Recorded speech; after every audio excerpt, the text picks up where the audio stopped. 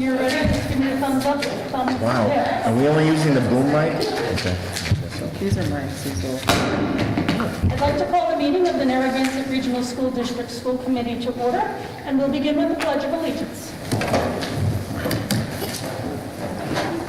I pledge allegiance to the flag of the United States of America and to the republic for which it stands, one nation, under God, indivisible, with liberty and justice for all.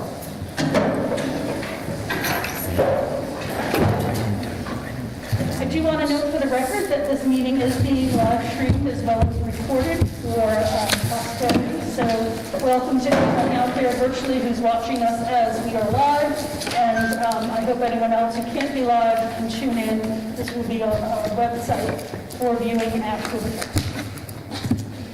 We're going to pass over the minutes from November 16th. Tonight we'll do that at our next meeting. So we'll pass over those because we did not have enough time to review them. I have to look at them. So. And with that, I'm going to turn it over to Dr. Kazadant to introduce our appearance for this evening. Thank you, Madam Chair.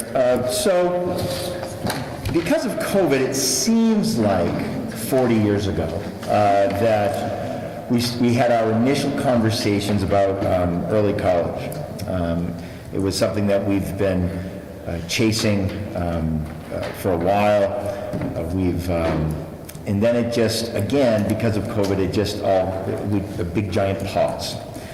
But it didn't deter us, and it certainly didn't deter the folks from Mount Wachusett Community College and Fitchburg State University, and of course our high school admin team for really, picking the ball up really last year, but really gaining momentum this year in terms of really establishing what we need to do to establish an early college program. So with that, I'm going to turn it over to Mr. Young, the high school principal, who obviously will do introductions, but certainly, I'm sure, give a quick synopsis of what we've been doing, for the past 18, 19 months, and where we're going to go from here. Thank you very much. Appreciate it. Thanks for granting us an audience today. And we will rely a little bit just in terms of order of presenting on our slides. But what I would say, as I've invited some folks here that they can introduce themselves, but we have Andrew Goodwin from Fitchburg State University, Faye Forehand from Mount Wachusett, and Sarah Batiste. Did I get that right? You did. From Mount Wachusett Community College. And of course, we are also flanked by the glorious Miss Brown, who you all know. And so, as Dr. Cassian mentioned, this is, we have counselors working on this early college project. And we've been pretty transparently talking with the union about this. So tonight we wanted to come before you to introduce the team that's working hard. And what I would say is you'll hear a little bit from everyone here tonight. But these folks have dedicated significant expertise to applying for this early college grant. Their sleeves are rolled up and they're literally helping us with the grant writing and the application and their institutional knowledge of having gotten grants like this before and helping schools like us and districts like us who are really trying to consider if this is a good fit for us. So these are folks that are here tonight to sort of be a visible show of support, but just know that behind the scenes, they're really helping us significantly with trying to get our ducks in a row.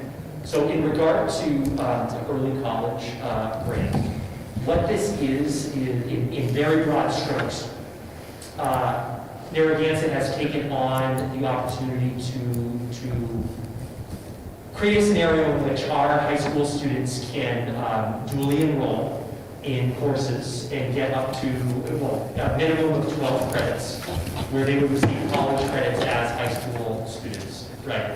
And so in a general sense of things, we're trying to provide opportunities for students that may not necessarily see themselves as college going, right?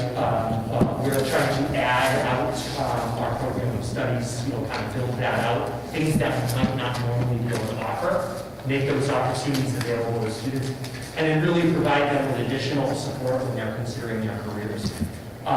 So we see this as potentially, if we can do this all the right way and it works for everyone, it has the potential to be a big win for us. And as you may already know, we received initially a planning grant of $30,000 to begin to prepare to do this work, to line folks up, to get our ducks in a row, so to speak. And so we're in the process of looking at sort of next steps, what they call a Part B application. So as an overview, college courses for high school students beginning their junior year, senior year, we're looking at a target number of about 22 students, right, that we can support starting junior year. And then what we'll do now is we'll talk a little bit about, get into the weeds a little bit on what finances look like, these folks, their background experience, and how they live on the place. So I think we would then be on, so what does EC mean for NRHS? Yeah, if we could go to the next slide there. Well, this is what you just talked about. Oh, yeah. I wanted to Just so make folks sure can see you had visual. Thank you. the visual.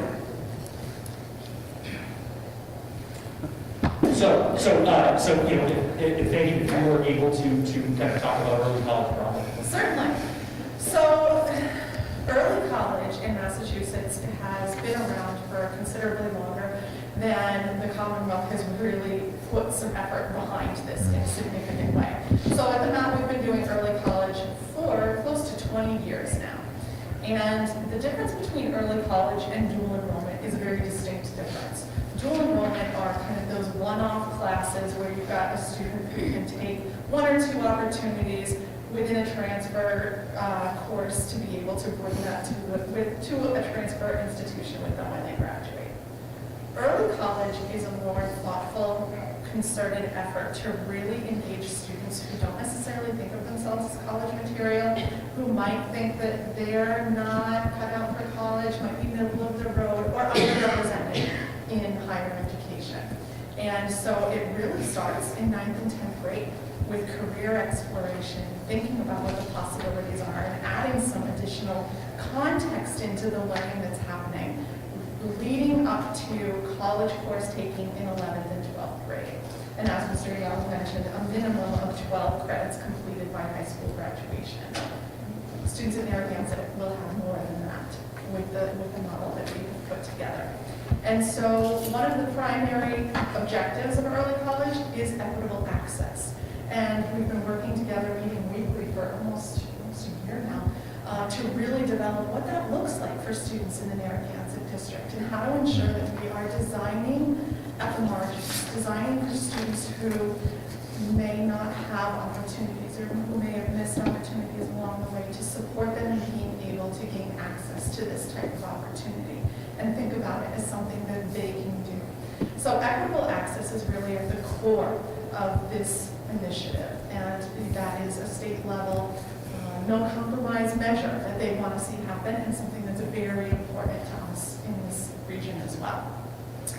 So in that effort, we took a deep dive together and really looked at a lot of research from DESE, from our local workforce investment boards, from the chambers of commerce, to figure out which academic pathways we would design, because you have to have specific but broad academic pathways that will allow students to take courses toward an area that they're interested in, and yet fill graduation requirements and also meet mass transfer, so that students aren't taking courses that they won't be able to bring with them to Ventura State, to Worcester State, to the MAP. We're really working hard to make sure that students can kind of move, because they're teenagers, right? So they can move between careers as they change their minds a few times.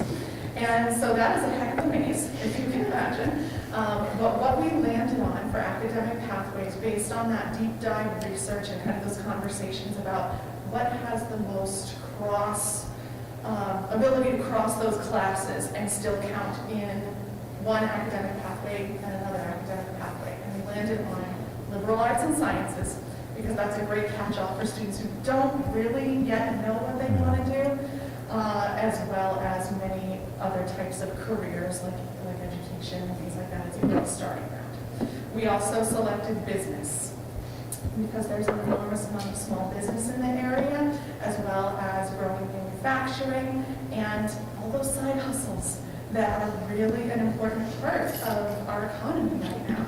You know, so that felt like an important component to include.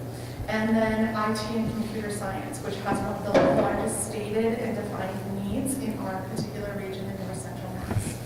And I felt the liberal arts and sciences was also a way for us to really think about addressing the incredible public service initiative and drive that is here in this community. So when we took a look at the careers and what exists here and where students would like to go, there was a huge level of interest in policing, EMT, firefighting, and really that public service initiative. And so while we do have those individual programs, it felt better to put those within the broad liberal arts and sciences so that we weren't putting students into a program that was so narrow that they couldn't move if they changed their mind. So those are the academic pathways that we've selected to allow students really that room for movement and yet ensure that there are no graduation requirements and requirements toward the degree as well as master's. All right, and I'm going to Sarah for the students. Yes, absolutely. And clearly there's a lot that goes into making all of that happen. And that kind of lands us to the next point, which is robust student support. And one of the reasons why our programs have been so successful for the last 20 years is the fact that we've had advisors and other staff support built into our programs to really give students the support that they need. And if we're really talking about equitable access and reaching all of the students, we really need to think about everyone, all of our students, not just the students who historically have been sort of selected to do enrollment. That's not who we're trying to reach. We're trying to reach students who haven't seen college as an opportunity for themselves and really haven't had, the support at home or the ability to identify themselves as college material. So we really need to have that support built in to really kind of build the students up, help them understand what college is about. A lot of them have no idea what that process looks like. So in addition to that advisor support and really having, one-on-one meetings and small group meetings, we have also in early college built into that system a support class for students who are enrolled in our classes. So they have that ongoing support, they have that touch point weekly or bi-weekly to be able to kind of bounce questions off of somebody at the college level, just to kind of make sure that they're not falling through the cracks, that they're keeping up with their work. Because we know, as Fagan mentioned, they're high school students, they are going to fall apart at some point. There's going to be life things that happen, and they're going to need that, adult support to bring them back and reel them back in. And our team does a really excellent job of really kind of making sure that we look at the student holistically, and we're not just sort of looking at them as, just that academic piece. It's really important to see the student as a whole. And along that lines too is really building the career exploration. And that also brings up to your point, they have no idea what they want to do. Most of them have no idea what they want to do, and they're going to change their minds a million times. So it's really important to give them the opportunity to explore different careers, whether that means bringing in speakers or having them go out and do job shadowing. And I know a lot of the districts in the area have built in some internship opportunities, but this really builds upon that and shows them the connection to the college classes and how that will bring them to those careers. So it just takes that a little bit step further. So that's something that we work on as well with them and really try to build them up so that they're starting to think about careers in the 9th grade. And hopefully we were thinking, hopefully even in middle school, if we, as we get this moving, so that they have a little bit of an understanding what pathway they might be interested in by the time they get to us. And the courses that we choose really are so broad that they will be helpful for any student no matter what. Even if they change their mind a million times, it will still be transferable, it will still be within that general education requirement so that they can take a class and change their mind and go to something totally different. And one of the reasons why this has been so successful is that these partnerships, and we've been working on this as a team for so long. And my involvement with Narragansett goes back even before that, because we've brought in dual enrollment classes here at the high school, and we've had the opportunity to do that. But at this point, it's been limited to, smaller grants that we've had, and happen within the district. And it's really great to have the early college designation because it does bring some predictable funding. And with that, I will toss it over to Drew because we'll be covering funding on this. Sounds good. Yeah. So deep partnership in terms of what the state funders, the state Department of Elementary and Secondary Ed, and Department of Higher Ed work together on this. What that means is partnership comes down to resources to some degree, and it's about the different partner organizations involved in this partnership bringing their resources to the table, kind of putting the cards on the table and say this is what we can do to support this initiative, and that's really been part of it. As we have built up this designation, the real advantage of developing the full designation and receiving the full designation from the state is that then Narragansett, as a district, becomes eligible for some funding to support this, and then also both Pittsburgh State University and Massachusetts will become eligible to receive state support for this. At the same time, one of the things that should be understood about it is that resources from the district and from our institutions, aside from the support we will receive from the state, will be used to support this. And really the way that it's designed is that it is not doing things the district wouldn't be doing already, or doing things that the universities would not be doing already. It's just doing it in a specific way with a really intentionally designed plan so that we're doing it, things like guidance counseling, things like guidance curriculum, or career exploration and exposure activities at the school are being done with a mind to the academic pathways that have been set in place for the early college pathways. So it's really not doing I would say we should be careful of thinking of it as something that's completely new, but it's really a new way of doing things. And by gaining that designation, the advantage is then the district will receive support in the form of yearly grants from the DHE and DESE to support the work on this side, but then the instructional costs of the actual courses, paying the instructors and that sort of thing, will also be reimbursed to the higher ed institutions as part of the plan. So that's why it's so important for us to gain the designation as we are also piloting the actual coursework, but doing it in that holistic fashion is what will allow us to get that kind of permanent or much more stable funding to support the work into the future. Thank you. When we initially pursued this, some of you may remember being part of the conversation.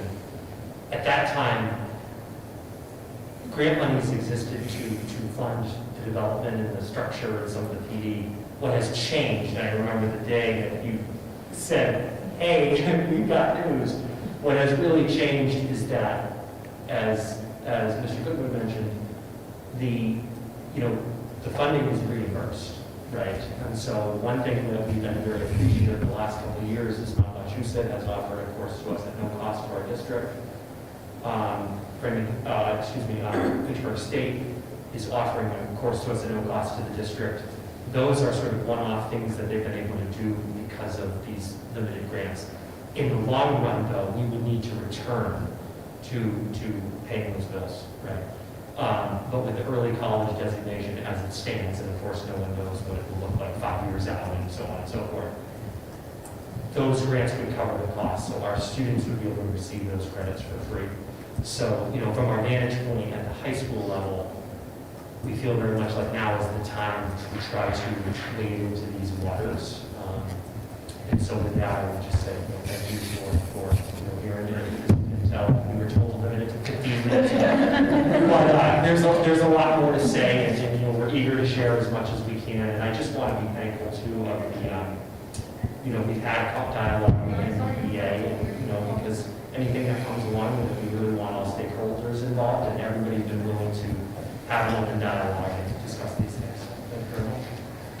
I just want to add, before you go to the last slide, I really want to commend Mr. Young and his team because it's just an amazing team. I pop in when I'm able to, and it's really amazing how Mr. Young has spearheaded this here, and the folks from the colleges are just working so well together. So kudos for that.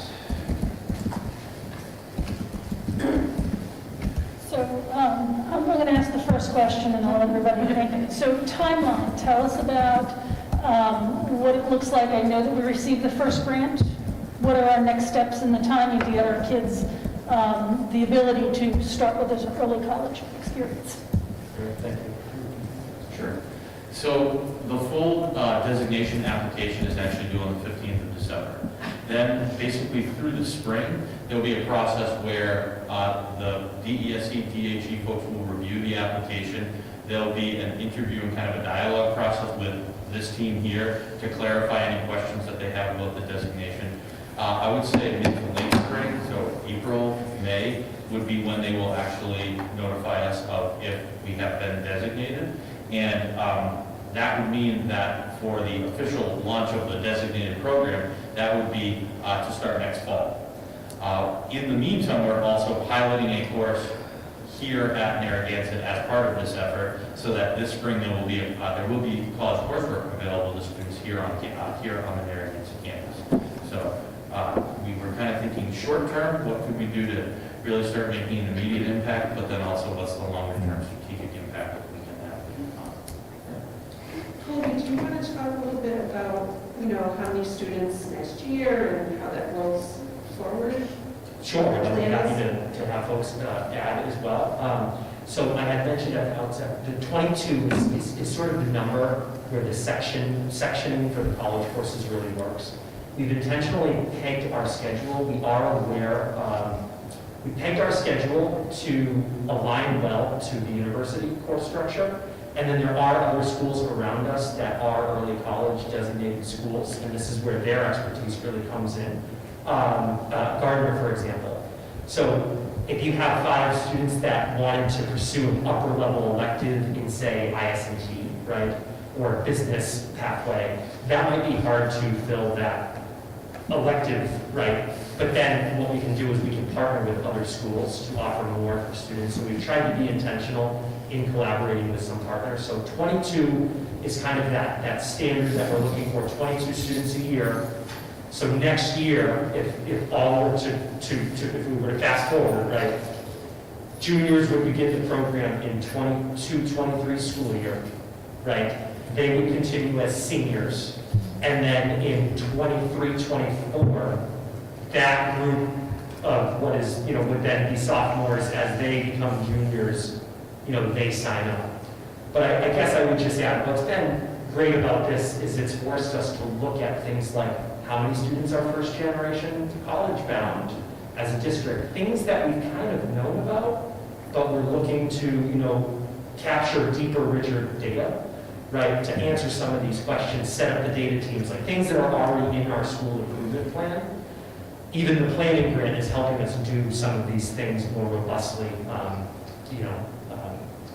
than maybe we would have the resources to do otherwise. Did you want to add to any of that in terms of the plan? Okay. So just to clarify, and correct me if I'm wrong, Sure. so it's 22 students the first year who are juniors, who will then become seniors. Yes. And other juniors will join. So at any given time after that first year, you'll have 44 students. Yes, thank you. That's, Just to clarify. Anyone, any other questions? Just to clarify, because I just keep thinking of the way the program used to be that we had at Narragansett. Are these classes going to be held here at Narragansett or at the college? Did I miss that? No, that's a great The question. logistical piece of that, sorry. So the plan is, and what the state really cares about is equity, right? So we're not necessarily targeting AP students right now. Do we suspect that certain advanced placement students will want to join? Of course. But we're really, as a couple people mentioned, we're really looking for those students kind of that might not always see themselves easily. So one of the pieces for equity that we expect to do is have the courses on campus junior year, and then we really want students to have that immersive experience on campus as they get to be seniors for sure. Now there may be an elective that they want to take junior year, things like that.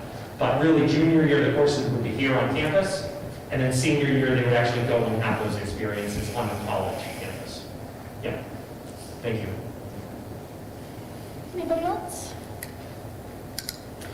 I think that was very comprehensive. I want to thank everyone for the work that you've put in. I know this has been a 40 years, I think, is what Dr. President said. I just double checked, it's been exactly 40 years. Yeah, to try and kick this off, and it's very exciting, as we all know when we have, because we're turning this into a finance meeting after this with limited resources, you know, any opportunity we have that can gain our students exposure to additional courses to beef up our program of studies, as well as looking at, you know, having one in college and one going soon, the ability for these students to try it out instead of incurring thousands and thousands of dollars of debt, to see that maybe it's not for them, and this is a wonderful experience to be able to offer, you know, our to the student body, to identify those folks who may shy away from it or need to be able to try before they buy, if you will. And it's great that these funds exist out there at the state level, and that we've been able to partner. One of the things that I personally have always had an issue with is we have so many state-funded organizations that don't speak to each other. You know, and finally we're getting on board to start the conversation of how do we really work together to position, you know, in this case, our K-12 with our higher ed. So I thank you all for the work. You touched on, I think my only last question was, you know, looking at the other schools in the area and how do we partner with them. So I think you've already kind of touched on that. I am just kind of curious, how many schools in our area do this early college program? Are there a whole bunch of them or only a few? And I'm curious what the numbers might look like. Sure, I'll take that. There are a few. So Gardner, Leominster, and Fitchburg, as well as Sizer, are all part of an early college designation. And we're also working with Dear Shirley right now on a designation as well. So that would put us in a relatively small pocket, but when you think about this number of students that those schools are serving, that will have an impact here in this region for sure. Yeah, that's great. So thank you to everyone for coming and speaking with us. I don't know if you have last. No, it's been wonderful, and again, Colby has given the admin team a lot of updates, and I echo. It's great to hear that, you know, Fitchburg State University and the Mount are working together. It makes the information, a flow of information, a lot more it's seamless, right? So we know that everyone's on the same page, and whatever happens, we'll go. So it's been great, honestly, this year to watch it finally kind of get to the point where we're going, I think this is actually going to happen, you know, so we're pretty excited about it. Yeah. Well, thank you for coming and sharing this information. We look forward to, I guess, hitting the December 15th deadline, and then the spring notification of our notification, which will then kick off the celebration. And I'm sure that we'll probably see you again at some point once that happens to kind of report back of where we go. And it's very exciting, so thank you. And Colby, thank you to you and your team and Janet. I know there's a lot of people who have just had both hands in this, working tirelessly to move this forward, so thank you. Thank you. Thank you. Okay. Give you a minute to, and I'll give you a second to jump Yeah, in. the price is you have to stay for the entire meeting, so. We wouldn't do that to you.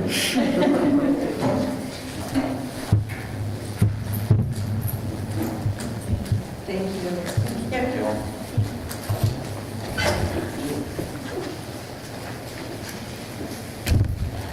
Okay. All right. So we have to do it. As everyone remembers, this meeting, beginning of December, was going to focus on our finances. So I'm going to say like 3 or 4 words, and then I'm going to turn it over to probably Anne Marie, because I already see At first. Kazabet's kind of already going like, nope, send it to her. This is being our initial kickoff meeting. There's a lot of information that we are so far away from having that it almost seems premature we need to meet. But unfortunately, due to timelines and commitments we have with the towns, we need to engage in the discussion sooner rather than later. And I bring it up only to say, so I can say thank you to Anne Marie and, everyone involved in trying to pull together numbers that really fluid probably doesn't even begin to describe what many of them are right now. So without further ado, I will pass it off, and maybe if you want to just do a quick 22 budget update, if there's anything new to add, and how that works into the ESSER, which will work into these numbers, and I'll let you take it from there. So I do want to just say one thing about FY22. At our last meeting, I had mentioned to you guys that I had put a budget freeze on so that we can kind of like slow the spending so we can evaluate. And the reason we do those things are when things like an extra bus for the year comes up. So everyone's well aware that the bridge on 101 at the Phillips and Templeton line has been under repair. When the project first started, it was supposed to be finished by the end of November. Well, it's not. It's going to take and be closed all the way, it's going to be closed the whole year because something came in with the wrong part, they have to reorder it, and there was talk that they were going to open it for the winter so that I could come by my bus and we could go through. It's no longer being open because it's too costly for them to open it. So what that means for us is I had to split what would have been one bus route into two this year and buy another bus. Well, I was only buying it for a couple of months in the fall. Well, now I've had to buy it for the whole year to the tune of $80,000 that we didn't have planned. So that's why we put in budget freezes, so we can evaluate and really monitor to make sure that I can cover that thing that I don't have a choice to do. So that's FY22. I don't think you have anything, do you? No, that's enough, quite frankly. Do you want to just start off with, why don't you start off with the... Let's start with the ESSER. Yes, sir. Yeah. So you've seen this before. This was presented in September. It's not any different, but what I wanted to do was kind of start here. In ESSER 2 for FY22, which is this year, we were going to take the additional minimum local contributions out of ESSER 2 that was going to help the towns. Back in the summer, they decided that you can't do that. So as soon as our E&D gets certified, which is still in the process of being figured out, we have to do something with that. But what this means in ESSER is the $189,000 that we were going to use on minimum local contribution, if we decide to use E&D to fund our deficit now, because we can't use the grant, is going to roll into FY23. So it will be available. It's not lost. What will probably happen in reality is expenses that are in ESSER 3 right now in FY22 will just shift to ESSER 2, so that I'm not carrying 6 different grants forward. We'll just have one. So it's just easier bookkeeping. So that money, essentially, that $189 that you see on the ESSER 2 will actually be used in FY23. So when we switch over to the column with ESSER 3 in it, we sort of had a budget that listed out what we were going to buy with that money in FY22 and FY23. This isn't exact, things changed, people were hired at different numbers, whatever, but it's pretty close. So what we anticipated for FY23, you can see there's 11 positions that were going to be funded in FY23 with that ESSER 3 money. The total of those positions is $653,095. So if you take that $653 plus the $189, you've got about $842,000 to use for funding of the services that we know now. So that's where we are with ESSER. Just wanted to kind of tell you how much sort of leftover of our money we have going into FY23. It's not exact. It won't be exact until June when we close everything out, but it's pretty close. Marie, quick question. question on the ESSER 3 monies. When do we have to spend them by? Do we have nothing that we can do this by? Is it FY '24 that they have to be closed out? So if for some reason we had extra monies that we didn't spend in FY '23, is it still I available? believe, yes, like usually like that, like entitlement grant, that's from the feds. Usually you can have it for like 3 years. 3 years is pushing. I've never had one of ours go 3 years. Usually you spend the majority of it in the first year and you roll what's left over into the second year. And usually it's not dollars like we're seeing with the ESSER funds. Usually it's like under $10,000 that we get to roll, spend it on a summer pair and it's gone. So this is really a lot of planning, making this all work to our advantage and be the best that it can for our district. So I think that, the perfect situation would be that the budget itself would work on the general side, okay?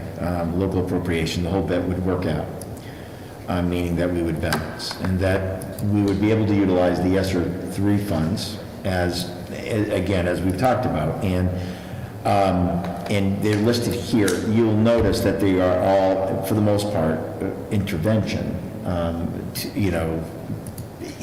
Adding extra teachers is intervention in this case, because we wanted to limit class sizes. We wanted to make sure that a lot of our kids have not been in typical school or structured school for 18 months. So when you look at these, this really represented what ESSER 3 was supposed to do, was to help close the gaps. Okay, but what we'll get into a lot ultimately is that to close that gap, which generally is very traditional, is that we could be in a situation in which we would have to utilize those ESSER 3 funds, which is $653,000, I'm rounding, and utilize that just to balance the general fund budget. So what does that mean? Which is exactly what we did in FY '22 with ESSER 2 money. Yes. We used almost $200,000 of ESSER 2 to balance our general fund budget. And what that means is expenses that we would have had on the general fund side, which is funded by our Chapter 70 and the town's assessments, is actually been taken out of that budget, and we used them with a grant, which is one-time money, which is a terrible thing to do. We all know that that's bad. Yeah. But sometimes you don't have any choice. And, people talked about the fiscal cliff, right? And they're still talking about it now, but what would be the plan moving into FY '23? And at the Templeton town meeting, I was asked directly about that, and in regards to really using ESSER 2 to offset the minimum local contribution, and how that would set up, really set up towns and districts, for this, it's $189,000, give or take. And so, meaning that's what both select boards voted, right? 130 some odd, right, for Templeton, and the remainder 50 some odd for Phillipston. And my answer was pretty direct. It's not smart money. You don't use one-time funds to balance a budget, right, on the local side of things. But ultimately, it's what folks, really everyone decided that they needed to do, wanted to do, whatever the case was, in order just to balance the budget. Not only from the school side, remember, you want to go back. Each town was given the ability to vote whether or not to utilize ESSER 2 funds to offset the minimum local contribution for each town. They, at that point, got to decide, ultimately. That, of course, changed, right? So sometime over this late summer, the state came back to say, nope, you can't do that. You cannot utilize ESSER 2 funds, really, it's federal funds to offset this minimum local contribution, which put us put everyone really in a very difficult spot. And the difficult spot is that as most towns have a fall meeting a special town meeting to really clean up, their budget to make appropriations. Well, there was only two ways that this could have been fixed. One, we could have gone to both towns and said, through a warrant article, obviously, is that we'd like for the town of Templeton and Phillipston separately to basically increase their obligation to the district by increasing by $139,000 for Templeton and 50 some odd for Phillipston to balance out that minimum local contribution, or the district itself can find a way to cover that. Okay? Well, Which just before you go on, you guys as the district have not actually found a way to do that yet. Right. There's a couple options, but we can't do anything, and those options can't be presented until our E&D is certified, which it's in the process of happening. It just hasn't happened. So once that happens, then you will be presented with options, and you will have to decide which way is going to fix our budget deficit. and generally those options are, you can either access E&D to cover the $189,000, right? Because that's one way, right? So, because the town side of it is completely out of the question because they've already had their special town meeting. They would have to literally have a special town meeting, before the end of the year, another one. But, or you make the cuts of $189,000 to ultimately reduce your budget by that amount, so that way you balance, because you can't go into you cannot go into another FY in the red, right? So one way or another, it happens to you, to that, in that effect. So I would say this, that when we were, let me pause to say that everything that we're talking about would ultimately be the board's decision. We need to access E&D or otherwise. We were strategizing in the back, going, okay, what are the list of options can we give the school committee as viable options moving forward? And when we thought that the ESSER 2 monies could offset that minimum local contribution, what we were going to, and then everything would have been like, I guess, A-okay, so to speak, right? We would have been balanced, everything would have been fine. Then we would have said something to the effect of, we would like for you to consider, which we've done, I think, every year since I've been here anyway, is access the E&D to help us with FY23's, deficit, which we've done in the past. And we knew that we would have what we think. We don't know yet because it has to be certified by the state.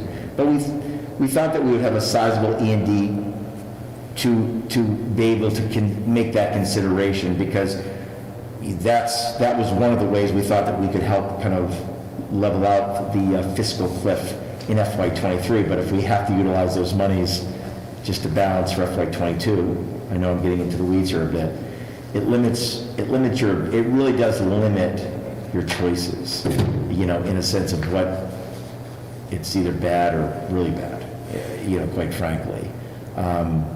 So I'm going to pause there, right? Because this is a good time to pause and answer any questions, I think, that folks may have about. I just want to make a statement. The only one with a fiscal cliff is this school district. These towns do not have a fiscal cliff. So it really is very aggravating to be sitting here once again having the same discussion as to what are we going to gut and cut because of bad fiscal management, starting with the governor and his idiotic plan to allow the use of these funds, and not having the buy-in from our towns to support this district since well before I became on this committee. So I just needed to make that statement. Yes, I don't, yeah. But, okay, so with all that said, presenting the budget tonight, or not presenting anything, we're discussing the budget, this very, very drafty budget, quite frankly, with the perspective, because we had to make a decision just to formulate the budget, right?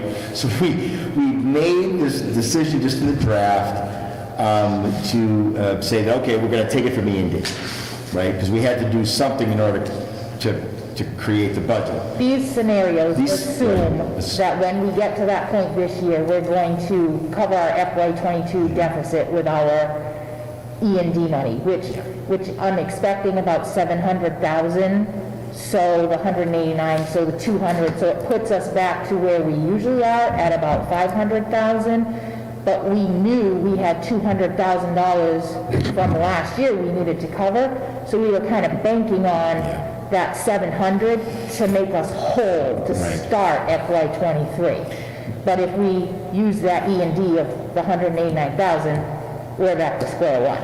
Yeah. So the plan itself, to just so when I just want to say, so the plan, when I was asked, what would we do? We knew that we'd have a high E&D because it was COVID. We couldn't spend money on the things that we planned to. Because remember, I got to bring us back. We really thought that we were going to enter into, that year it was going to be a school year. We really did. I mean, and then of course it didn't happen. Nothing. We were in and out of quarantine and all these other things. So we knew that there was going to be a much higher number than we normally have, but that was good. That was part of the plan to hopefully really start off FY23 balanced, if you follow. But it really is the governor, quite frankly, because it really is. I'm not one of those people to blame government or etc. But by them switching gears after the fact that we had all of these town meetings, and then hearing that we could not utilize this money the way that we were told initially to do. Remember, they were asked to vote. They voted yes, fine. If they would have voted no, it would have been a different issue earlier back financially, but they were told to vote, they voted yes, and then they were basically told, well, that can't happen now. So it really is from top down how this happened to us that way. It wasn't anyone not keeping an eye to things or whatever. By them changing midway or well past the time, it really, really negatively, all regionals, quite frankly, more than I would say your traditional K-12 districts. Sorry. I think the important thing to stress here, and we talked about this back at the August timeframe when we started having these discussions, is our two options are either to utilize E&D and keep our total budget number the same, or cut our total budget number, which then starts us out at a deficit for next year. And it's really key to keep that number where it is, in my opinion. Obviously, it'll be the will of the committee to what we end up voting on, but by taking those cuts now, we are now starting off, we're already $190,000 behind the eight ball, throwing another $190,000, and we're almost $400,000 behind where we should be. Right. And I already have a concern that, we keep telling the towns and reminding them that you're on the hook for not just your minimum contribution increase for between FY22 and FY23, but you're on the hook for the one you didn't take this year.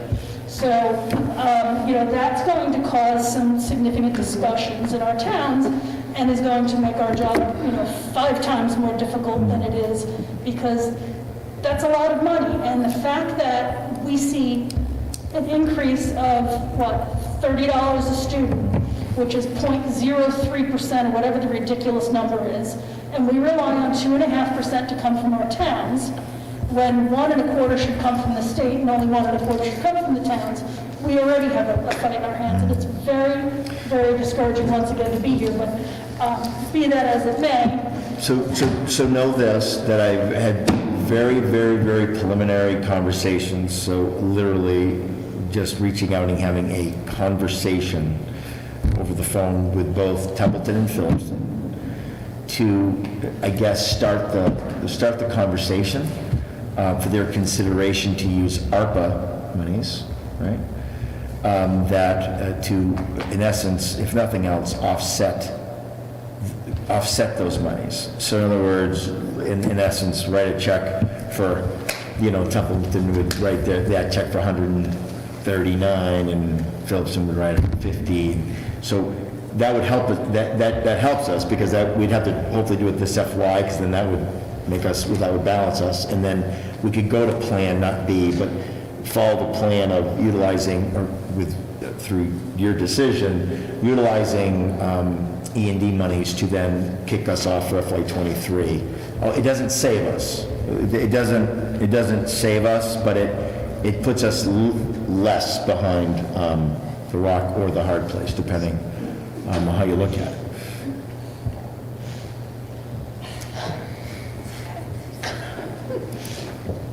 Welcome. So should we? Jeff and I are just kicking back on, same stuff, different year.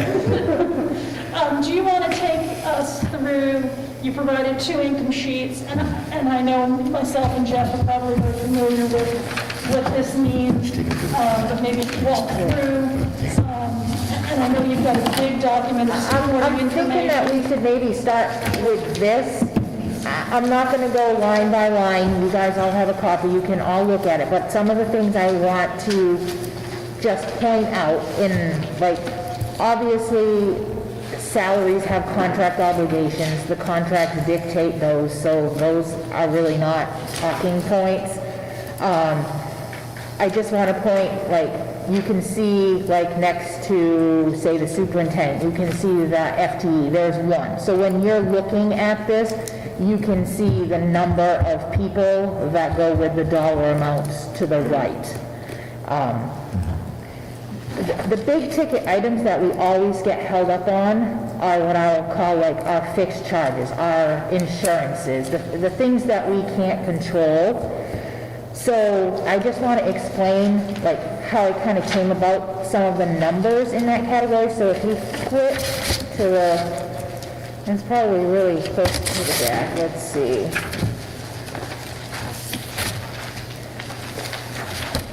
It's in page 10. So this area in the fixed charges, these are our health insurance for our active employees. This is our health insurance obligations for our retirees. Some of our things like our general liability insurance, different things like that. So all of those numbers, I do not have, I don't even want to say exact numbers, but I don't even have good estimates on those numbers in these categories till usually about February. It happens right before we certify the budget in March. So for my estimate, I tried to put notes on the right-hand side, so as you're looking at this at home, you can kind of see what I was thinking. But for the most part, I tried to look at each line. Let me just find a good one here.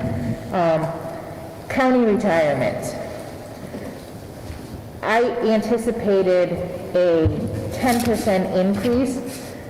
Last year, our increase, when I anticipated 10%, the actual increase that I got was actually 28%. I don't think we're going to see that again. I think that was some recalculation that they did on their books that kind of got them caught up. But it's possible that we may see that again. It's not anything I have control over. That's just an assessment we get for the retirees. And those aren't even our teacher retirees. Those are our custodians, cafeteria, secretaries. Those are what those retirees are. Another, our teacher retirees, and for administrators, it's the category called medical insurance, group insurance. Those are our teacher retirees. And again, I went with a 10% increase because when I looked at the past 6 years, the average was about 10%. Some years it was 15, some years it was 8, so I went with 10. I hope like heck that these come in lower than I anticipate and it gives me a little bit of gain, but they are just rough estimates. Yeah. So I just want to talk a little bit about health insurance for the people that are currently working in our district. which is the line called medical insurance. And you're gonna see that it's proposed at $1 million, it's almost $2 million. That is not our whole number. For years now, probably close to 10, we have had a big portion of that number comes out of our school choice account. We have had $500,000 to $750,000 of the rest of our health insurance obligation coming from school choice. But as you know, we are full and we have not been accepting school choice. So those funds in my school choice account are not what they used to be. So I can't keep letting whatever doesn't make it in the budget fall to school choice. The budget has got to start picking it up, because you'll see that what I did is I estimated the whole thing, the general fund and the school choice portion of health insurance, estimated if that rate goes up 10%, like it's been going up like 8 or 9%, that I can only take $500,000 from school choice, so the general fund has to pick up the rest. So you see an increase on that line of $375,000. I mean, $375,000 pretty much takes care of any increase in revenue. It's probably 3 times what we would get for an increase in revenue. So just be aware of things like that. I don't know if it was, I believe it was last year or the last couple of years that we've been going through this. I know that we also had the document, we put together a document where we projected out what would happen with the school choice. Yes. That would be helpful too, especially with the Yeah. school there.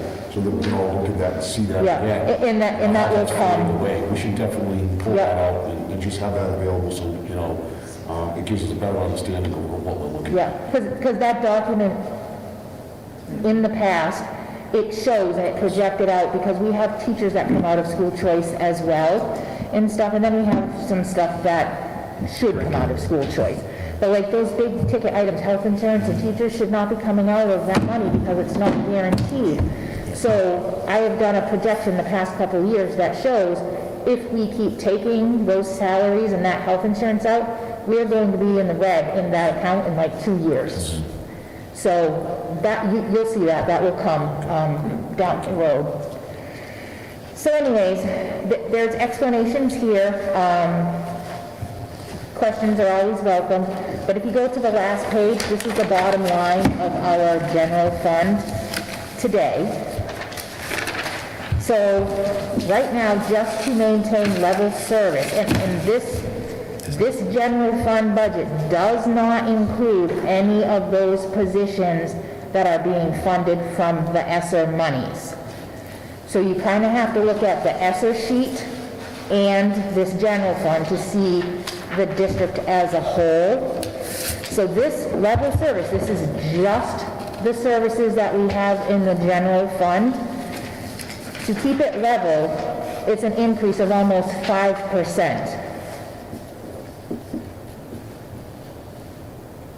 So then we can now switch to the income side. So just to recap, so we have 11 positions in FY '23 in the ESSER 3 funds, according to this sheet. Yep. So that 653,000 plus this proposed, plus there's all sorts of other grants and all that kind of stuff. Yes. Is the basis. We've got to add all of these things together to come up with what it actually costs to truly run this district. Yes. And can I ask a question about level funding, just to make sure that I fully am understanding it? So level funding does not mean maintaining the same budget as before. It means continuing to pay for the things we have been paying for. There is no incremental. Well, level service. This is what we have here. is Can you, what this budget. because Heather and I are new, Bobby's in the school world, so could you very quickly just help very quickly? So level services is you have the same services next year as you have this year. Thank you. That doesn't mean it's the same amount of money, because obviously things increase. Level funded would be you're working off the same amount of money, and if you can't have all of the services you had, but you can only have that much money, some of your services go away. Level services, thank you. Thank you. So I think when, Madam Chair, when you, and I agree. When you look at what we have in the positions that are assigned to ESSER, okay, and you add that to the foundation, this budget. When I say this, I think at times when, because we talk about this all the time, it's almost like a second language. I want to make sure that people understand that those positions that ESSER did in fact fund, we are very cognizant that those positions would go away at some point. I mean, no one at all has ever thought that whatever positions ESSER 3 funded, they were going to stay forever. I mean, unless ESSER 4 or 5, I mean, no, and I don't mean to, you know, that's not funny, but they were going to go away, if nothing else, by at the end of FY '23, because we had by FY '23, we would have expended the money that ESSER 3, you know, allowed us to do. So we always knew that. Because I think some people, when they heard last year when we were talking about this, that people just assumed, and because I wasn't clear about it, I don't think I was clear enough. I think you were very clear. Yeah, People okay. just aren't listening. Yeah, so, right, I want to make sure I'm not that, going to let you take that yeah. on your own shoulders. You've Sure. been very clear, as is this committee, Yeah. that those positions are not. Yeah, and they were never ever thought to be, in other words, no one held on hope, or because it's $1.2 million extra, right? I mean, just to plop into your, you know, into our hot little hands, you know, in 1 year to be spent over an X amount of time. So I want to make, but I thought I would say that again, just for clarity's sake, that it was never the expectation that the town of Phillipston or Templeton would then assume all of a sudden $1.2 million worth of, and I will call them additional services, because as of right now, that's what they are. So I just want to say that for the, I think again. it's important to complete that thought, though, Yeah. is that, because we keep saying it, about what those positions Yep. represent, especially at the elementary school. Yes. Because this is a really key and valid point. So I don't steal your thunder. No, Because, no. you know, what we have a budget that contains 4 teachers per classroom at the elementary level. We are utilizing ESSER funding to add an additional teacher to reduce class size, to help with some of our intervention services and help. I don't use what is accelerated learning, I think is the appropriate term now. And when these monies go away at the end of next year, 5 teachers, right, because it's K through 4. K through 4, Yeah. right, are going away, and we are back to 4 teachers per classroom, which increases class sizes up to 27, 28, maybe 30. And, Depending. you know, this is, and to be clear, because, and Jeff, you were here, that has been the plan for 3 years. This has been the plan.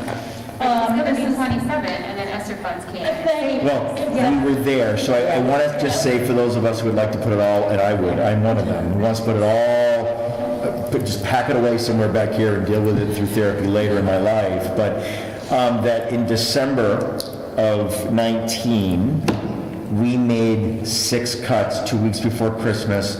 We reduced kindergarten to 1st grade, we shuffled kids, in other words, we made, that happened.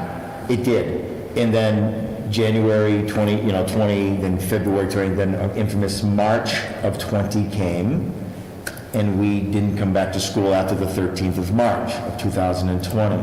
When we entered into, a fiscal year 21, we still only had 4 teachers per, but that's when ESSER 1, 2, and, came, because they knew that they needed to give us money just to spread kids out. Yes.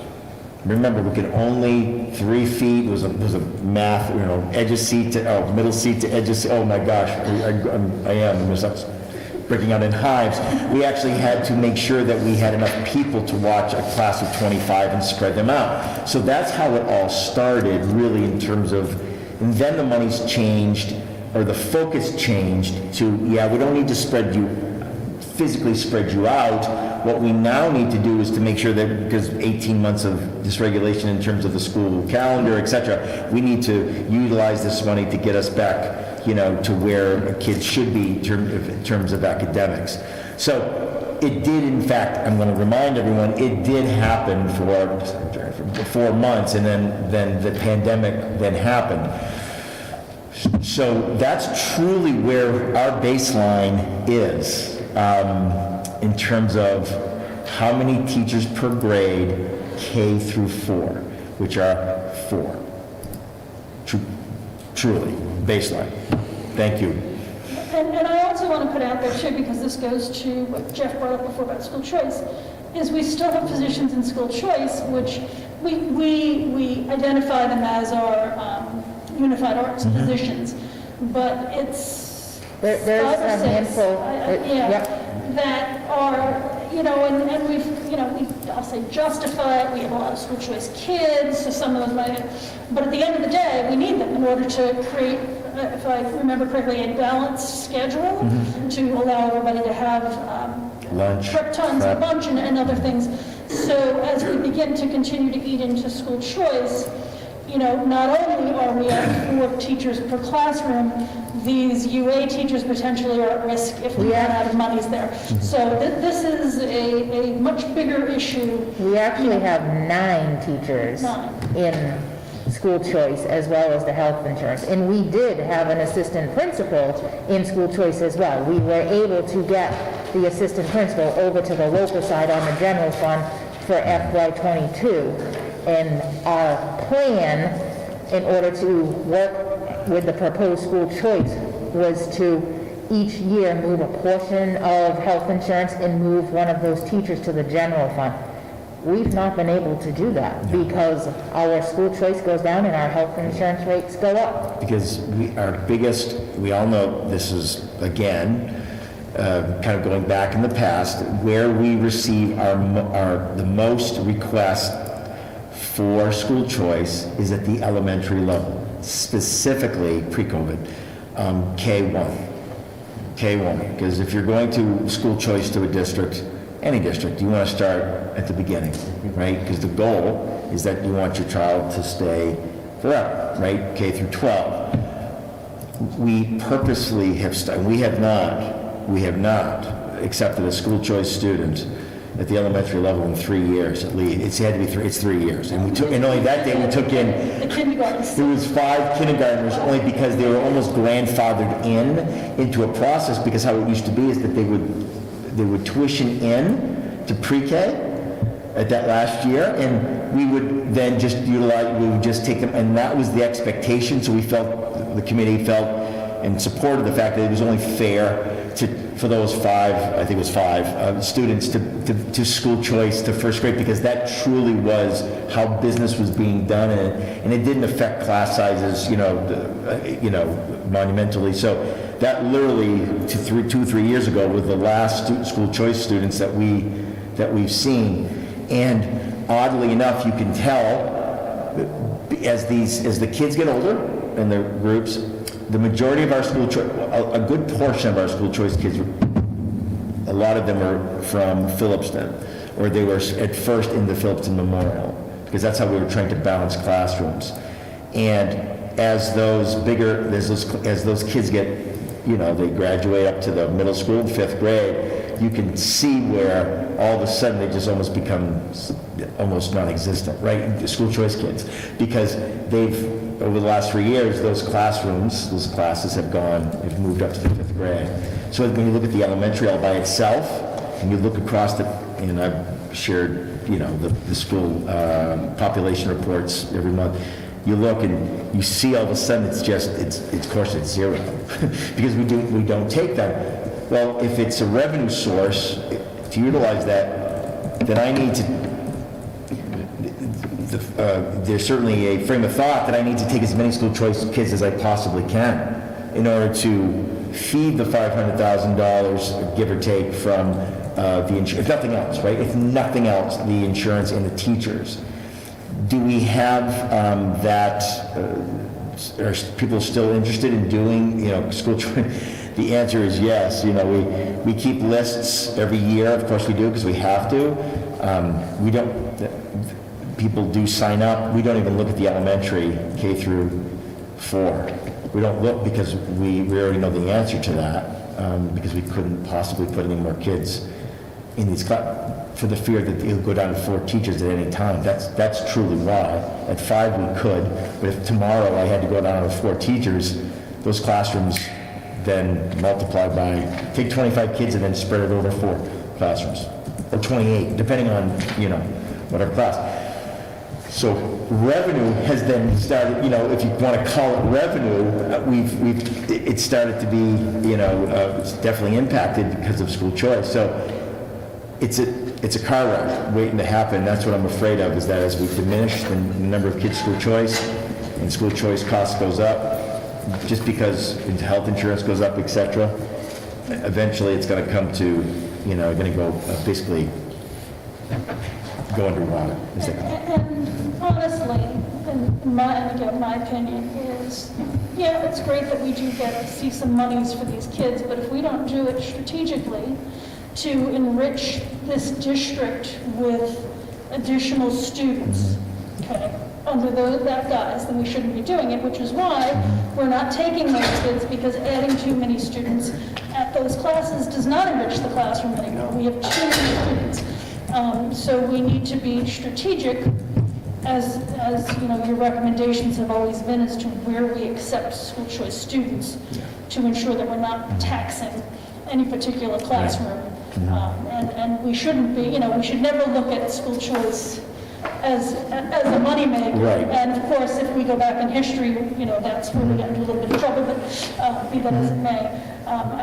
Personally, I just think we've been making the right decision based upon everything we're dealing with. Absolutely. I mean, it's a pretty easy decision to make. Do you take school choice kids to the detriment of a classroom of, say, 30, 32? Because, again, kids move in all the time, move out, but no, of course not. That's clearly what you don't do. That's not good, because it obviously doesn't benefit anyone. So that's why, obviously, we've stopped. I mean, several years ago. So, on to income, or lack of. I'm going to start with the one at the top that says level service without the ESSA positions in it. So, when I put together my expenses, which we just kind of went over that line item draft budget, I need to find the income that's going to fund that.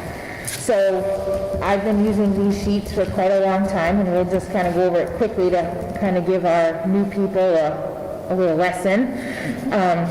So it starts off like the piece at the top, Chapter 70, charter school reimbursement, Chapter 71, which is our transportation reimbursement. Those are all numbers that we get from the state in January. In their preliminary, they always change in July. But usually they're not too far off from their January estimate. So as you can see, I did not, on this particular one we're looking at, I did not change those numbers. I just left the numbers that we were working off of last year. Emery, can I ask you a question real quick? Because I was trying to think through this. And I was on a conference call, a panel with Jay Sullivan, and he mentioned the transportation, because of course one of the questions to him was, when are we going to know? And he's like, well, 23 districts still haven't submitted their end of year reports, so there you go.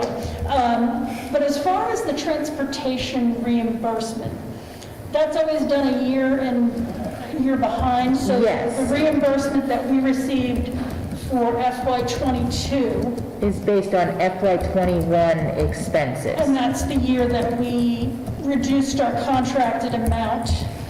Yes, Okay. yes. So on the transportation reimbursement, it's based off of the expenses that you paid in a year. But the thing is, it's not dollar for dollar. There is 2 different categories that you have to divide. Now I'm talking yellow bus transportation. This is not special ed transportation. There's 2 different categories that you have to divide all of your riders into. You have those riders that ride on the bus more than 1.5 miles, and those are your riders and expenses that are eligible for reimbursement up to whatever percent the state is giving out. Then you have your other riders that ride less than 1.5 miles that you do not get reimbursed on. So in the state's eyes, their theory, and this is like from years ago, kids who live a mile and a half within school technically should be walking. They shouldn't be riding a bus. That's why We they don't have sidewalks. Yes, and we have wild animals, and we have everything out here. So we try to accommodate and help out those situations by putting them on the bus, but they will not reimburse us for that. So like when I'm looking at it, I say I spend $1 million on transportation, I have to literally go through, I have rosters of every kid on what bus, count them up, okay, these are the ones that are this far away, and these are the ones, and then you have to come up with a percentage, and then your expense gets divided by that percentage too. And there's 2 different categories on the end of the year report. So DESI takes and looks at the amount that you have put in for the mile and a half kids and says, okay, you had $500,000 worth of expenses for those that ride over a mile and a half, so now I'm going to reimburse you. Now, last year, he said that he just, like, this is unheard of, he just reimbursed, I think it was it 95%? Because people didn't submit. People didn't use transportation during COVID, so he had more money to play with for those that actually did. So we got lucky. That's not normal. Usually it's 70, they've been trying, it's been like low 80s. 95 is unheard of. And the law, just so everyone knows, because this has been big for our new members, the law says 100% regional transportation reimbursement subject to appropriation.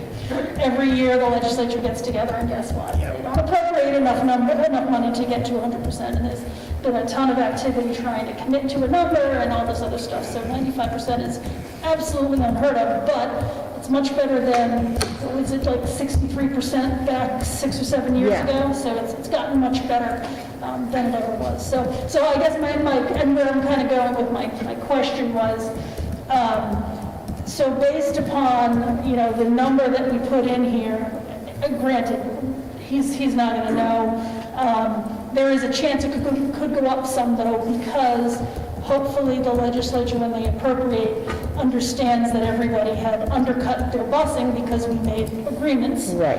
And that the pool should have been a lot bigger to begin with. So that's the keep the fingers crossed. And worst case, we shouldn't see less than this. But again, that could be a dream too. Yeah. Emery, I got a question. I don't know if it's relevant, but as I'm picturing you trying to calculate all this out, and we just earlier talked about the one-on-one bus route, is it prorated if you have to change the route during the year? You know what I mean? Or do you just stick with something in like August and it goes through? Or if we have to change the route because of an issue like that? I've honestly never had that situation. I'm thinking, oh my God, how does she do that? That must be crazy. You know, when I started out, So 30% of the year we did this, and then, like, you'd probably have to come up with some sort of reasoning in your calculation to do that. You know, when I started Daily school, bus monitor. like when I started school, for the first day of school, I did not have that bus. And then, obviously, after a week of having kids arrive 30 minutes later than they're supposed to, we knew that it was not going to work. So early on, we had to add it, but I thought I was only going to have it for a couple months. but if something does change throughout the year, do you have to go back and prorate it, or do you? You probably, You write it for the year. You probably You do? should. Yeah, okay. Because like if you, I don't know, if you broke it down by bus, your calculation just wouldn't work, so, yeah. Jeez. So E&D, the famous excess and deficiency, this scenario, both of these actually, are assuming that in FY22 to balance our budget because of the ESSER funding that didn't happen, it assumes that E&D is going to be used. So that's only leaving me about $500,000 for FY23. Once we get the real certified number, that might change a little bit too. I would anticipate it may go up a little bit, but 500 safe, and that's the number we've been trying to stick with. And then Medicaid that is not a number that we can predict.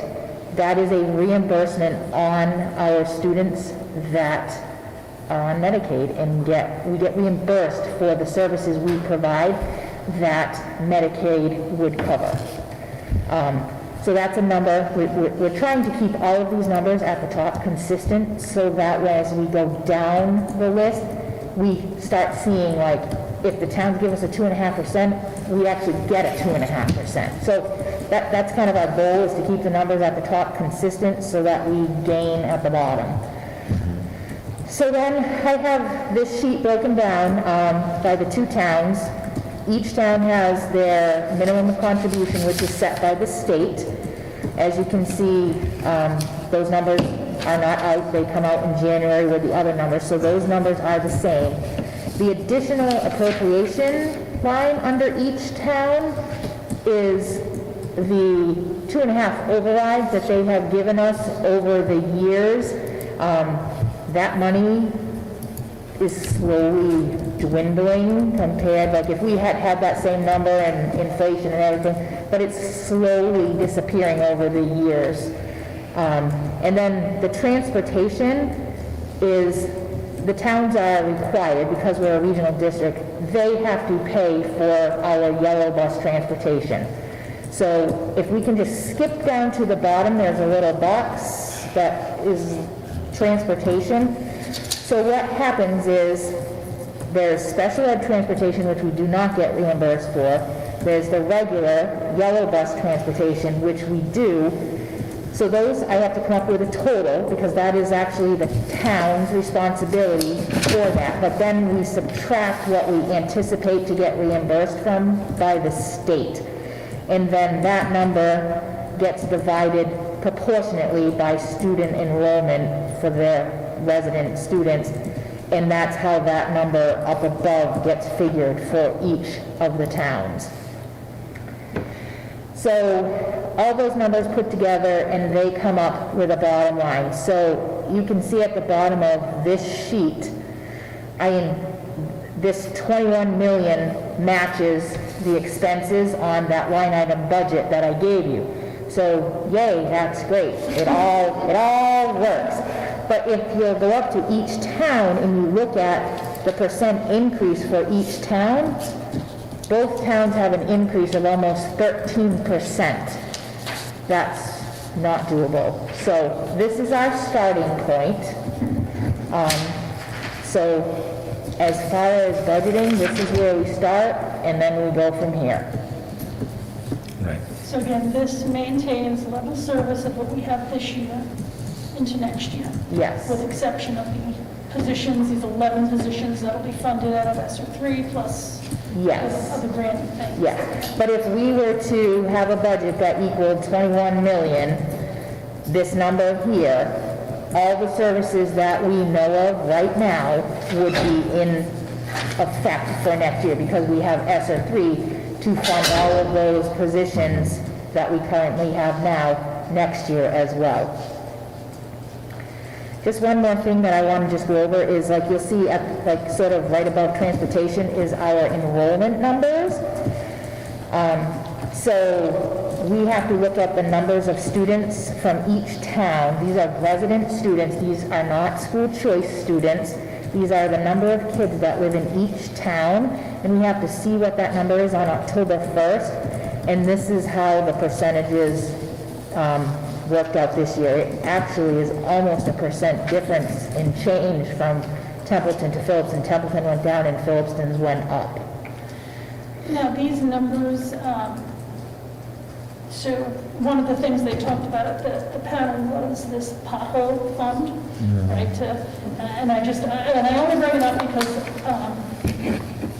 we're not going to benefit from any of that, because we're still hold harmless with our funding. So the state was committing some monies to allow for any enrollment decline because of homeschooling, et cetera, for these kids. When they did the snapshot, the Chapter 70 was based upon a number lower than people are experiencing this year. So I comment on that because I do see that we did see a significant increase in both towns. And I would have to assume, I know we've got a lot of people moving into town, so a lot of these are real numbers but I also have to assume that a chunk of them are some homeschooling kids who've come back. Would that be accurate? I would say yes, but we still have a lot of students homeschooling Yeah. this year. Yeah, there's 85 on the list. So, And what did we have from the year before? I'm just We're over 100. During the actual COVID, or COVID, yeah, it was, yeah, I'm just trying to get a size. pre-COVID, we were around, before, we would have consistently 50. Consistently, same families, tried and true. I don't see construction, especially new construction in both towns, slowing down, which only will bring in more residents. So that coupled with some homeschool students potentially coming back as things start to Yeah. even off, maybe one day before year 6 of the Student Opportunity Act, we may actually, especially with over 5% inflation factoring in this year, see some sort of increase in state funding. That's my only. Well, that would be the foundation. So, not to confuse already a very confusing topic, but when you start talking about foundation budget, which is how we receive money from the state, and now we're held harmless, which really means that we're receiving more money than we should based on the number of students in our district, right, that we actually have in the district, right? So they give us more money than the per pupil, amount, is that it's two FYs in arrears. So technically speaking, for FY '23, they're utilizing the foundational amount for the calculation for FY '21. So, and if that doesn't just, go, what are you talking about? This right here is how the town breaks down the monies that they owe us here. This is only local. Federally, statewise, it's a calculation. Chapter 70 number is done, and so it's interesting because people say, well, that's not true because it's always 2 years in the arrears, right, for that. So it gets a little complicated, but ultimately we really pay attention to this more because Chapter 7 is just going to happen to you. It hasn't changed. We haven't seen a 1% increase in Chapter 7 money since probably, 2-3 years. It's usually about 0.0, right about there, right? It's, 0.3. That's about right. I think it's like, 0.35, 0.36. It's honestly, that number it just is what it is. It's really the local, how it breaks down. And that has a lot to do with, of course, the politics of regional agreements and numbers of kids coming in and out and populations, all the stuff that you hear that we're dealing with right now. So there's a lot of moving parts when it comes to the budget. And that goes for everybody. We're not special in any way. It's just that there's a lot of things to consider.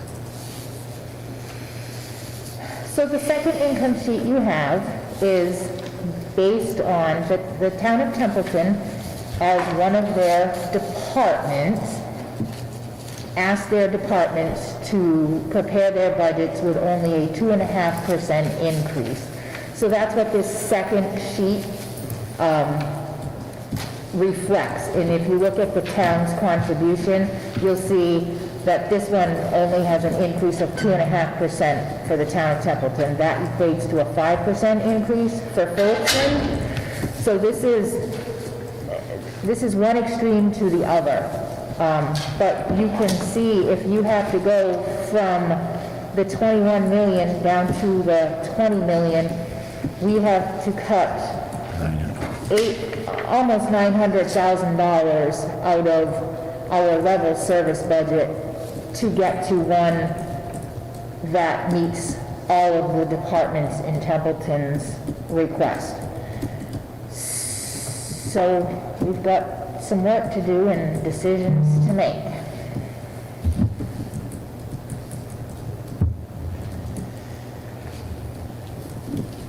The only way, remember going back to the beginning of the conversation about where you going to find $900,000? Well, there's nothing in the actual budget, right, the foundation budget that really, there's $10,000 we're staffed intensive. There's no such thing as finding that. So then the only, it's not a saving grace, but the only option then you would have, in a sense, one of the only couple options, I guess, you would have, is that you would just take all those extra positions, right? And use the, well, for next year, for FY '22, pardon me, 653, you would start there, and then still have to find $300-some-odd thousand. You know what I mean? So that, I'm trying to go back full circle now as to, well, why did we start this conversation with Esser? Right, in a way, well, it plays into, I don't want to call it the answer, but it goes into the things that the committee will have to consider when up against potentially with no other option but to balance. It would be an interesting discussion to have with the state and federal organizations as to why we're using our monies that are supposed to be for intervention and accelerated learning to just be able to field teachers in a classroom. It kind of goes against everything that these monies are for, and I just that needs to be said. That this is not a new discussion. We as we said earlier, we've just been able to push it off as this fiscal cliff that we are now going to be at comes into play. We just happen to be able to push it out a little further. I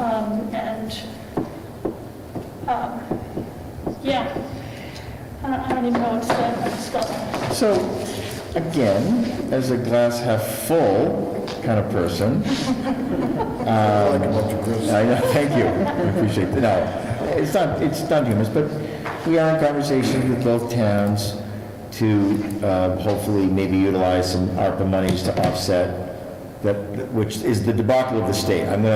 It can rest no other place than at the state level with the debacle of ESSER 2 monies being, at least initially, proposed to utilize the minimum local contribution. That is not the town's fault. It's not any. That is the state's fault. That has got to be said over and over again. But otherwise, if we can utilize some of those funds to do that, then it betters the position. It doesn't. Again, it's not an answer. It's just one.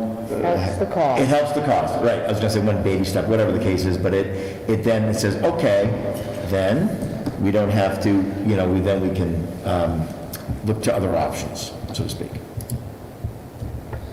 So, this is a little overwhelming, all this, Yeah, and I yeah. certainly looking at our screen members, they're like, So, what I think I would recommend, because I think there's a lot to take in and try and process is, obviously this is just the first of many ongoing discussions. I did just want to talk a little bit about time framing, because we need to have a certified budget we're doing our budget hearing, I think, towards the end of March, or end of February. I have to look at the dates again. So before then, we've got to come to an agreement on numbers, and typically, that also works into just looking budget hearing and a vote on March 2nd, just to kind of give everyone some time frames. That also has a lot of workings that Dr. Kazanet will do in coordination with the committee to reach out to the towns and kind of get a feel for how, what things are happening, so that we can come to the table with something that is hopefully amenable, or agreeable would be really great, but at least we'll know. So I think if we kind of end this at this point, give everyone a chance to think about what questions, and this will become just part of our ongoing discussions. I know that we have a meeting on the 15th, so my thought would be, and Anne Marie, correct me if I'm wrong, we're probably not going to have any better information at that point, because it's still too early. But we can at least bring up if there's any questions anyone has to continue the discussion. And then probably in January, we'll be able to dig a little bit deeper. The finance subcommittee will have a chance to work on this in a little more depth and focus. The other thing that we just needed to talk about is we discussed trying to schedule a meeting for, we used to call them the tri-board, tri-committee meetings, and we had thrown out the end of January, which is typically when we do it. And just for our new members, what we like to do is try to bring in the select boards. We also invite the FinCom and the advisory committees from the towns, and anyone else who wants to come, and kind of give a preview of what we're looking at to get maybe the shock factor, and listen to any issues that the towns are having and hear some feedback so that we're not at our public hearing on March 2nd and just getting that information back, because that's a very difficult discussion to have. It also helps the towns plan better. So I think we probably should start reaching out to the select boards and look at a date towards the end of January to do that. Did you want to propose a couple dates? I was going to say, I was just pulling up my calendar. I want to say, let's see, most of the boards are meeting on Wednesdays now. Yes. So I think we've typically done it on a Monday, because it seems that's when most people were free. So if we looked towards the end of January, oops, I'm in June, that's not going to help. Sure, that works for me. So the governor's budget, it's not an election year, so the governor should have his budget out by the third week in January. Just to throw that out as another one of those fluid things that until we get his numbers, we don't even know what Chapter 70 is going to look like, and some of the other cherry sheet items. So we could look to Monday the 24th.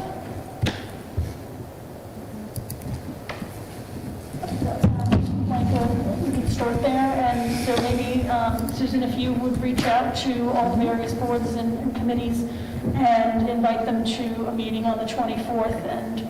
What time are we thinking? Probably 6 o'clock, I think, just because I know for us, our schedules seem to work, 5:30 works, but I think for a lot of other people, that might be too early. And let's start with the 24th. And if it seems that too many people say that will not work, then we'll look for another date, but let's try and stick with the 24th.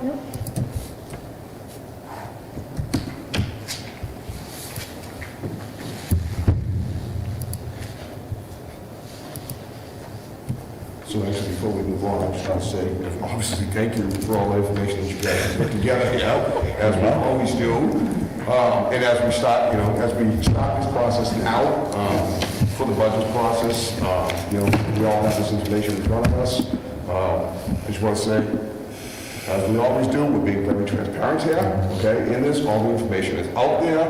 We talked about the track committee, the town committees coming in and meeting with us. This is the time, every year, as we get through this process, people say, well, you should have looked at this, you should have looked at this. This is the time for people to come out and give us ideas, talk to us, you know what I mean? If there are things that, we're missing, people think we're missing, all the information is right here, we can provide it as we're starting with it. Now is the time to come out, talk to the committee, give us ideas. I just want to say that up front, you know what I mean, so that we know that. We are, as we do every year, we're being very transparent here, we have the money. We're talking about the tough decisions that we have to make, and I think people just need to be aware of that. Okay? Good point, Jeff, thank you. Yeah. All right, anything else on budget at this point? Okay, so let's move on to a couple other things. Any school committee comments? Nope, I don't think so. Okay. We had no other items that came up within 48 hours. Our next meeting is on the 15th. And Dr. Guys, I'll just throw it back to you. Is there anything else that you need to bring up before we, I believe we're not going to do executive session tonight. Nope. We don't need it. No. It was on here, but we do not No. need executive session. So if you've got nothing else. I have nothing. I have nothing else. Surprise. Make a motion that we adjourn. And then we have a second. And I have a second. All in favor? Aye. This meeting is officially adjourned.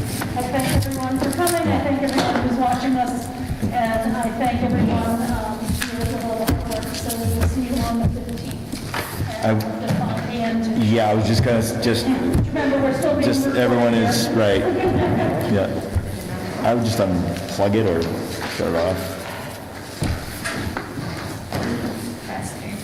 I would wait. Let's make sure that takes some I would, I'm thinking about leaving it here, you know, so I don't have to carry it. Is it all?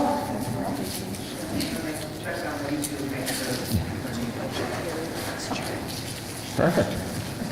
We'll be here. We'll be fine. Can you do anything? It's actually back that day. What's I'm that? gone the week before, so if you move from vacation, I'm on a cruise the week before.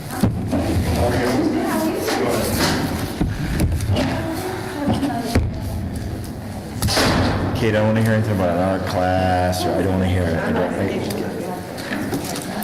Not during that day. Denied.